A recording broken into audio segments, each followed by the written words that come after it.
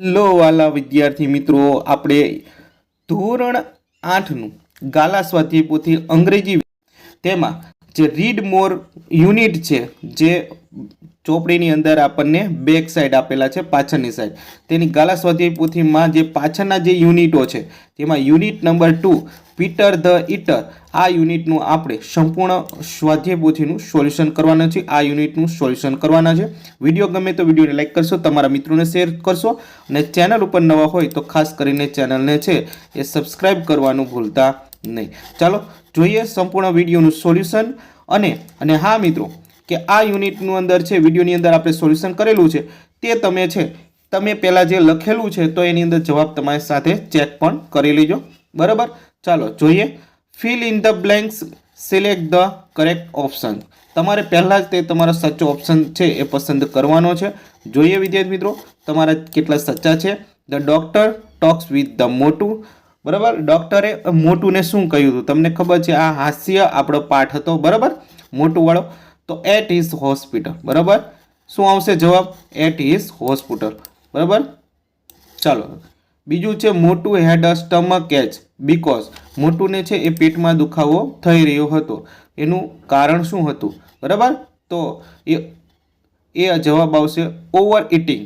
શું આવશે જવાબ? Over eating. ઓવર ઇટિંગનો મતલબ શું થાય? કે વધારે પડતો ખોરાક લેવાના કારણે. બરાબર, આપણે એ વાર્તામાં જોયું હશે કે ડૉક્ટર સાથેના સંવાદની અંદર જોયું આપણે કે એની અંદર ઘણું બધું તેને સાંજે ખોરાક ખાધો હતો. બરાબર, 3 વખત જમી લીધું હતું.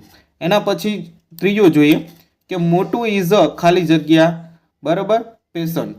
તો એમાં આવશે કેરલેસ. શું જવાબ આવશે? કેરલેસ, એટલે કે પોતાના શરીરની કાળજી રાખતો નથી. કેરલેસ, સંભાળ રાખતો નથી, એવો એ પેશન્ટ હતો.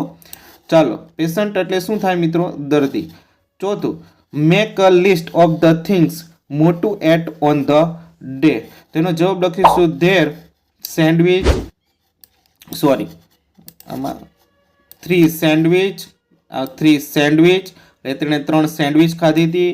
2 ઢોસાસ, 2 ઢોસા ખાધા હતા. 1 પીઝા, 1 પીઝો ખાધેલો હતો. અને ગ્લાસ ઓફ મિલ્ક, એક બરાબર દૂધનો ગ્લાસ. અને બ્રેડ એન્ડ બટર.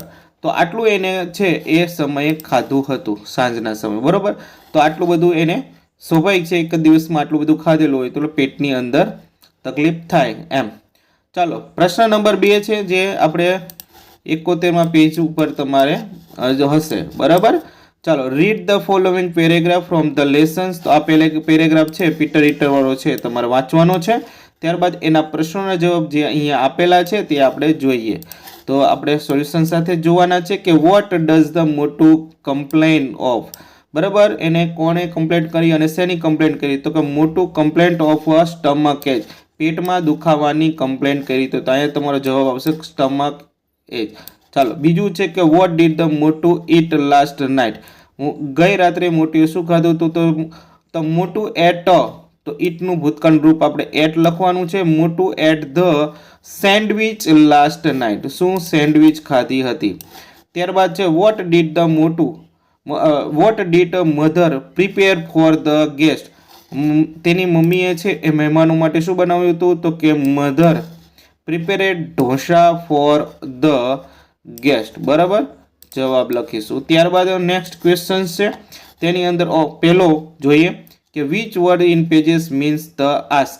બરાબર, તો આસ્ક માટે શબ્દ અહીંયા આપણે શોધવાનો છે. તો એમાં આવશે બરાબર ઇન્ક્વાયરીઝ.